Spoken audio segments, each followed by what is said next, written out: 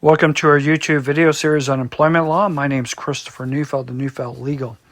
And in this particular video, we're going to discuss how bad payroll practices and bad payroll calculations can adversely impact your earnings and the money you receive from your employee on an annualized basis.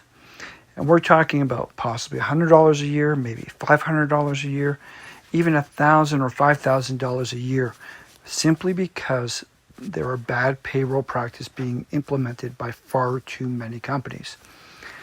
And part of this is due to the uniformity in which payroll practices, procedures, and calculations are undertaken.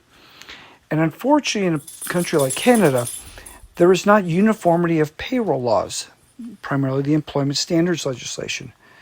These laws are distinct and different from province to province, and those differences are consequential, such that all too often you have payroll practices and calculations that are conforming to the province of Ontario or elsewhere, and this adversely impacts other provinces' employees in the way that their payroll is being calculated.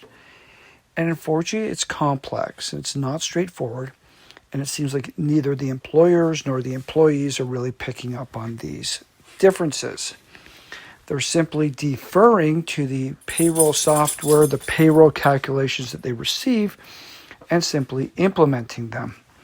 And in doing so, they have a potential to cause their employees to be underpaid because the employment standards legislations has statutory minimums with respect to different aspects of wages and the methodologies upon which they are calculated.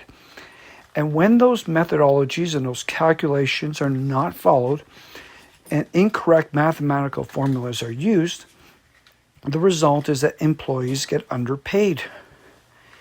And this goes to a range of different aspects. And it all pertains to the differences in the provinces and how the calculations are different. Different mathematical formulas are required. Different inclusions and exclusions are required from province to province. And that's the reality that we have with the provincial system that Canada is. So you cannot defer to Ontario's payroll system or any other payroll system, but you have to have a payroll system that is actually specific to the province within which the employee is working. And if that's not happening, which seems to be all too common, what you're going to result in is you're going to get resulted underpayments. And depending on the situation, those underpayments can be very significant, such that employees can find themselves on a year-over-year basis being underpaid. How you deal with it is another additional question.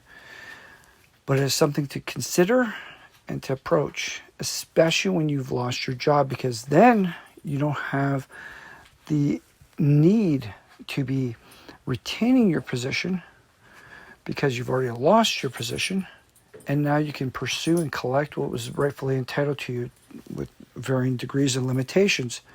But you have to consider this because it is money oftentimes that is fully earned and is fully due to yourself by the provincial employment standards legislation, but is simply being poorly calculated and being underpaid.